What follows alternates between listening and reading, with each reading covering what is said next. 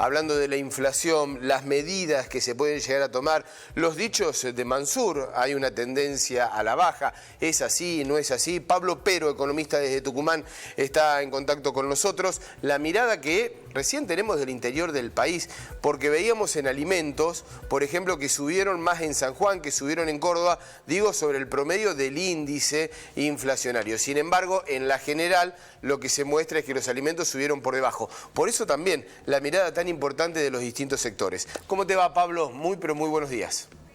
Hola, ¿cómo les va? Un gusto nuevamente compartir con ustedes.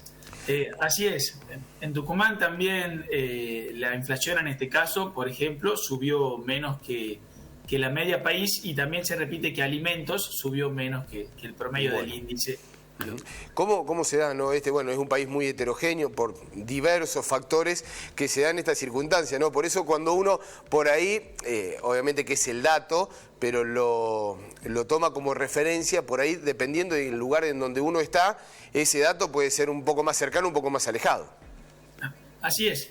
Creo que de todas formas, a pesar de esa pequeña diferencia, tal vez en algunos casos, el mensaje, o creo que la conclusión sería que, bueno, en un marco de total caos, y creo que en un marco de digamos, metas insatisfechas, porque el gobierno diga que el índice ha ido bajando y que esta desaceleración sería una buena noticia, es una noticia que va a terminar duplicando la inflación que el gobierno había pronosticado en su presupuesto.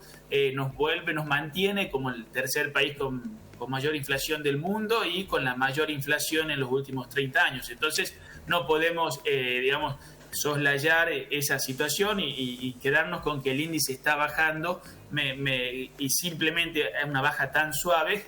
No me parece que mi coprovinciano, digamos, el jefe de gabinete, pueda quedar muy satisfecho así, digamos, representando a los argentinos. Ahora, si le quiero ver qué mejor noticia veo dentro de este indicador, como vos decías, para mí es este tema. Alimentos suele ser el 40% del índice, o sea que es, resumiendo, casi la mitad de lo que vos ves del índice de inflación lo explica alimentos.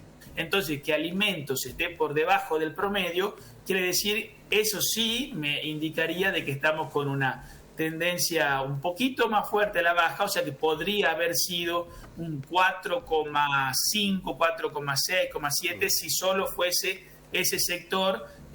Ahora, ¿qué ha pasado? Que en realidad en este caso los regulados, que son las tarifas, por ejemplo, sí subieron más, un poco más que el índice, y eso todavía hay algunas quita de subsidios. Claro, todavía no han impactado.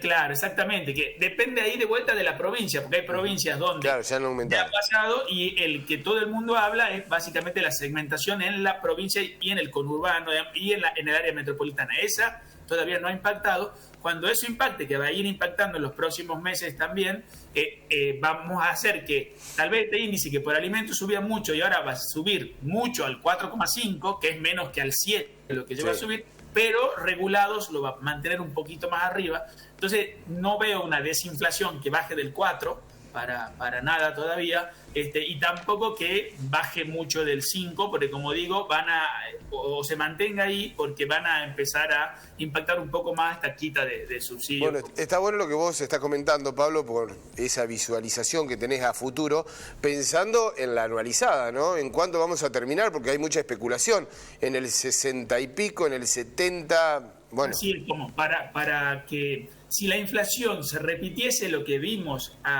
en los primeros meses, pasamos del 80, por ejemplo. No, sin ni que hablar.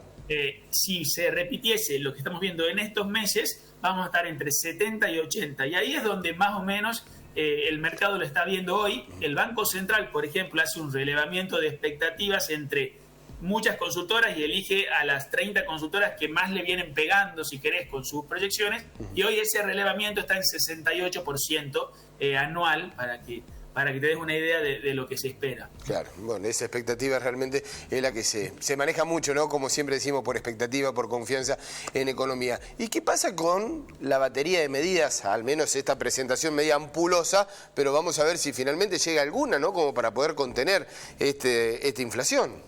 Mira, yo no estoy viendo medidas concretas que realmente estén combatiendo con la inflación. Creo que simplemente el efecto, esta desaceleración que se estaría hablando, es simplemente que alimentos sí tuvo un pico puede haber algún efecto de la guerra en Ucrania, pero también porque acordate que había mucha presión sobre el sector, estos controles de precios que antes se querían aplicar más fuertemente todavía, y puede eso haber descoordinado alguna parte del sistema productivo. Entonces eso picó a 7% mensual alimentos, ya está volviendo a 4,5%. Entonces esa inflación que venía en 4, 5, se fue hasta 6,5 y ahora vuelve a 4, 5, pero me parece que estamos en ese nivel. El gobierno está manejando una inflación, esa es su política, está generando una inflación de ese nivel, de 4,4, 5 mensual, que digo, es un nivel que es muy difícil que cualquier salario pueda crecer a esa tasa. Ni que hablar.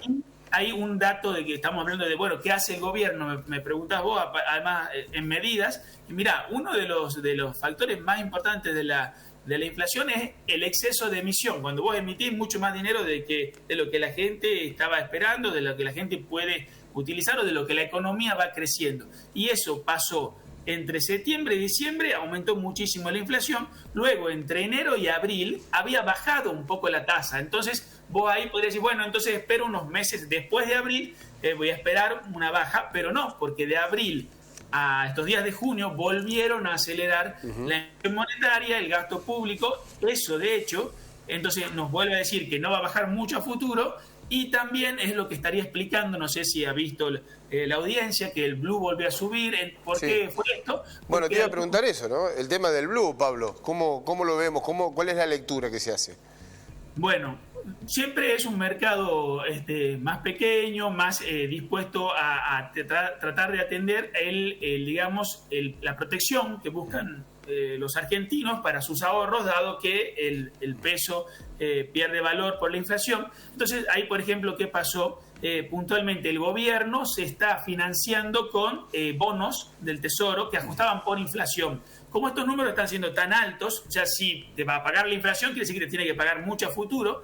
Algunos empezaron a hablar, esto va a ser mucho y el gobierno no lo va a poder pagar, capaz que anuncia un recorte. Entonces muchos que estaban financiando el gobierno dicen, bueno, ya no me interesa tantos bonos, cuando me tengan que pagar la plata y yo voy a tener esa plata, en vez de volver a prestársela al gobierno, tal vez me voy al dólar, y eso es lo que generó esta presión que ahora dio un salto. Y bueno, el oficial va a seguir subiendo fuertemente, entre el 4% mensual aproximadamente, o sea, 8 pesos, por ejemplo, entre 7 y 8 pesos por mes, para hacerla más fácil, el oficial. Y el blue siempre, ahí hay, como digo, más especulación, más depende del momento, de la circunstancia. Creo que este salto, el mercado sí lo anticipó en las últimas 2 semanas, y veremos qué ocurre. No hace falta que siga subiendo fuertemente, va a depender de cómo siguen estas licitaciones que decía del Tesoro. Tampoco veo que vaya a bajar mucho más. ¿Por qué? Porque oficial más impuestos ya está por encima del 100. Bastante cerca. Pablo, como siempre, muchísimas gracias. Un fuerte abrazo. Gracias a ustedes. Chao, hasta luego.